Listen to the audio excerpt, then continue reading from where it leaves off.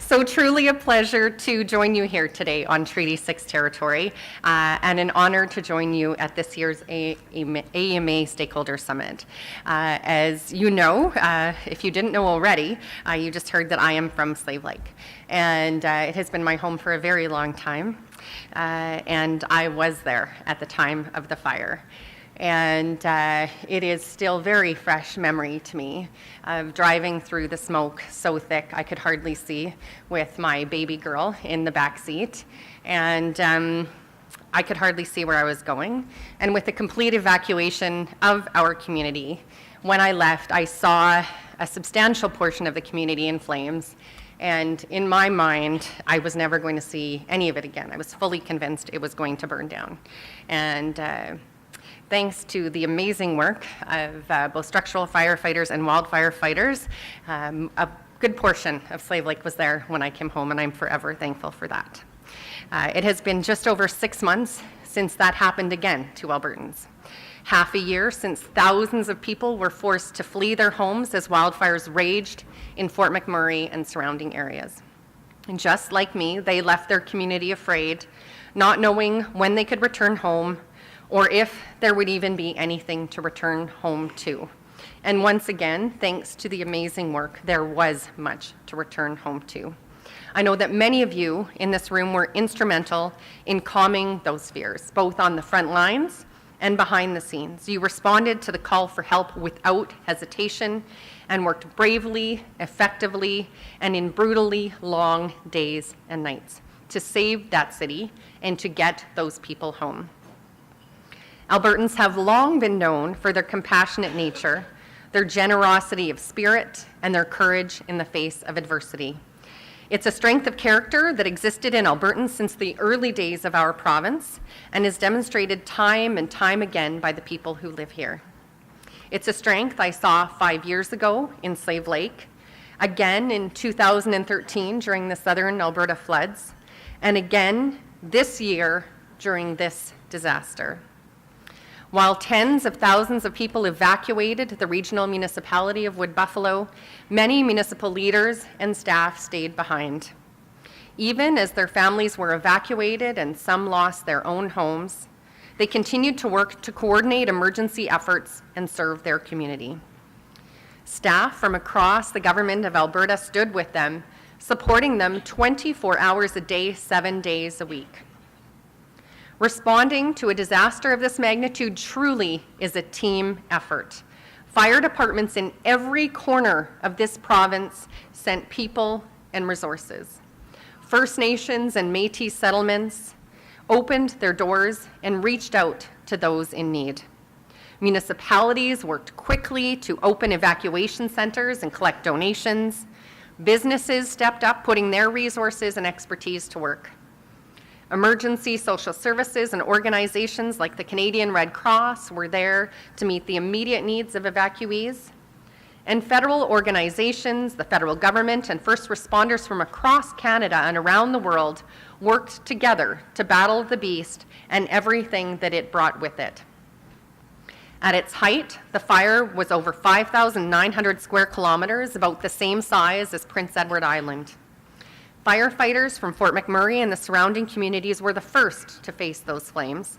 They fought using every available tool and every ounce of energy, and were soon joined by many more brave men and women. Over 1,500 structural firefighters from across the province answered the call to help. But with dry and unpredictable conditions, the fire continued to grow, and on May 4th, we declared a provincial state of emergency. The AEMA was ready, working with all levels of government and critical stakeholders to coordinate the delivery of vital services during this crisis. They supported the Regional Emergency Operations Centre, or REOC, in Fort McMurray with expertise, staff, advice, and resources. In these days of networked computers, some seem to think we can access any information we need at the click of a mouse. But as emergency management professionals, you know that it is human networking that gets things done. And without staff working together to solve problems, The cross-organization collaboration that happened at such speed and scale would not have been possible. Whether it was Alberta Health Services evacuating over 100 people from the hospital in under 2 hours, or Alberta Transportation arranging fuel tankers to help stranded evacuees on Highway 63. AEMA staff inside the Provincial Operations Centre, or POC, helped meet the needs of the community.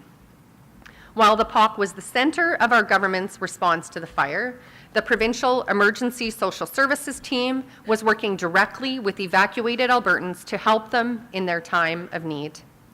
While ensuring their safety and meeting their immediate needs was our top priority, we quickly realized that they also needed regular, reliable information updates. So we held telephone town halls 4 evenings a week for over a month. During those 17 telephone town halls, I worked with many of our partners to help answer over 500 questions from more than 161,000 people.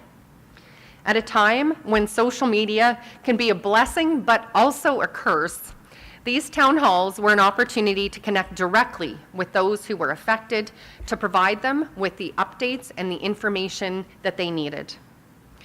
It took 6 weeks for the wildfire to be classified as under control, but before anyone could return to the community, there was still much work to be done. Our rapid damage assessment team, which included safety codes officers from Municipal Affairs and the cities of Edmonton and Calgary, had to assess the still standing structures for safety, including electrical, gas, water, and building integrity.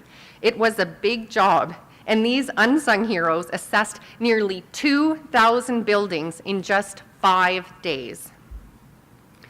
When the municipality's mandatory evacuation ended on June 1st, a phased voluntary reentry process began, and we were there to help. The POC transitioned out of the response phase and started the recovery. As someone who's lived through a devastating wildfire, I know that recovery takes years and not months. And I also know that we still have a lot of work to do to help rebuild the community and get some of the rest of the people home. Certainly no one ever wants to go through a disaster, but it is so important, and I know every one of you know this, that we learn from it so that we all can be better prepared for the next time. The fact is, given climate change, chances are pretty great that this disaster will strike again. And an important part of our government's plan to support recovery in the Wood Buffalo region is mitigation and taking the steps necessary to prevent and prepare for future disasters.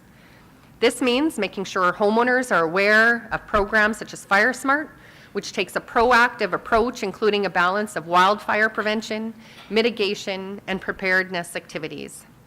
Our plan for the recovery of Wood Buffalo includes enhancing Alberta's preparedness, helping not just the residents of that region, but people all across the province to be better prepared for future events. Over the past several years, we've also staged regular training and disaster simulations, and we will continue to do so in the future so that when an emergency happens, we are ready. After every major disaster, we also hire a third party to conduct an independent review of our emergency response. This review will help tell us what we did well, but also where we can improve to help make our emergency management system even stronger in the future. In closing, I want to thank all of you. Because of our teamwork and the strong partnerships that we have formed, nearly 90,000 people were evacuated from an area that is served by only one main road. Today, so much has changed, and there has been a great deal of progress in that community. More than 3/4 of the population has returned, and more are making their way home every day. Students are now approaching their winter break, and life is slowly returning to a new sort of normal.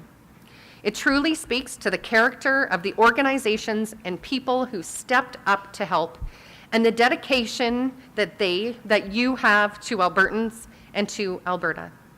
You have all made a real difference in the lives of Wood Buffalo residents, and I know that by continuing to work together, we can ensure the safety of our province. Because while all the people who were on the front lines were heroes, not all of the heroes were on the front lines. Thank you so much.